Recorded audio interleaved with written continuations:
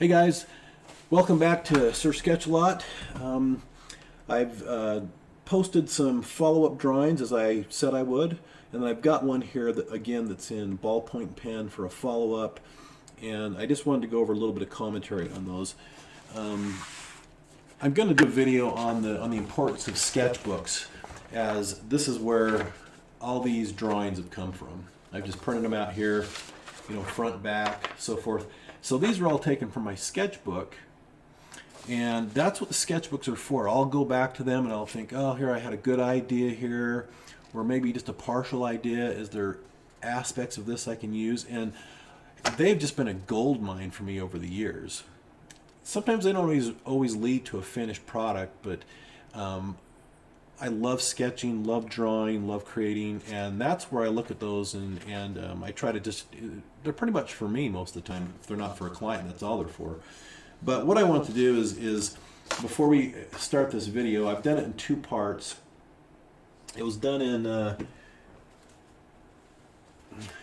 sketchbook here. Same one that I did the other ones in. Here, I'll go through and I'll show these to you. If you've seen the previous videos, okay, I showed you this one, showed you these two, and then I just did a really quick marker one down here. So these are the Eternals, so forth, and then this is the one I'm going to be going over here. Okay, so as you can see right there, it is a version of, in fact, this. Something from a sketchbook I did a long time ago. It was on tone paper, and there was a lot of things I like about it. It's kind of just quirky. When I developed these, again, I have no pre-sketching in these. These are all literally, you know, I had an idea of kind of wanted to do a werewolfish type of thing, but I'm literally putting down very light drawings or lines when I do these to, again, find those shapes in the cloud, so to speak. And so, but when I see something like this, sometimes I just want to do different iterations. But again, these are all little quick sketches, little kind of crazy things. Like that one right there. See, that's literally twice as big as it is life size. It's just a little thumbnail. Those are what I sent Marvel to do my comic cards. Just that rough. So, again, if you saw that, and you can see how this is a little bit different. More of an elongated skull. It's got some shoulder in there, so forth. So just wanted to give you a heads up on that. So let's get into the vid. And I'm going to go through this in two parts. If I don't have much to say about the first one, then we'll just not say anything. There we go.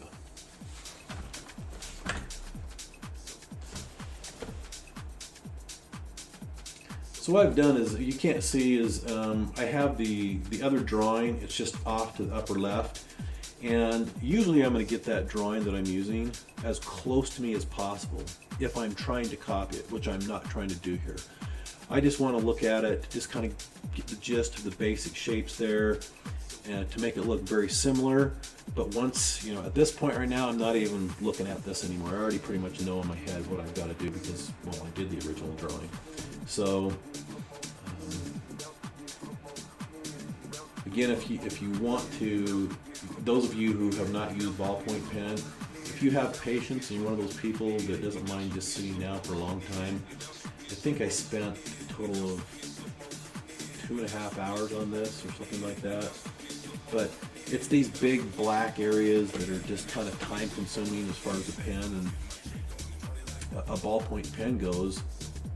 And when I look at these, actually, there's many times when I look at these videos, I'm like, oh, I should have just stopped there. You know, I shouldn't have moved on or think. I kind of like them better at certain stages, but isn't that how it is for all of us, right? What can you do? I think I went to the gym or something. Go back, so.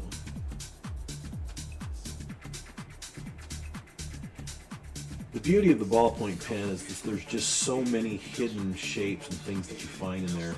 And the further that you work, you tend to be able to find certain your brain kind of figures out how you want to render things and how far you want to take them. And I tend to push the value of my drawings from light to dark.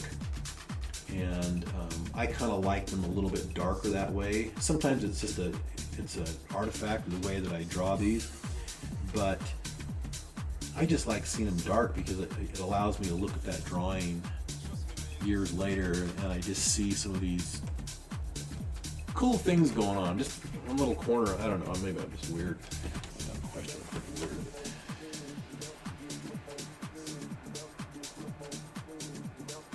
And I thought, man, maybe I should do a neck on here, like get some gnarly, veiny neck with some cysts in there and whatnot, but started putting a little pattern on him.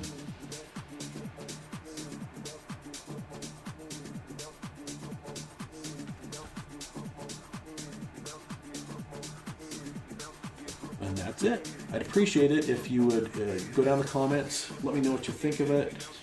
Again, things that you may be interested in, subjects you want me to broach, how to draw this, that, or the other. And I'll read all your comments. I'd love to hear from you. And please like and subscribe and pass on to whoever might be interested. Thanks again for showing up to Sir Sketch Lot.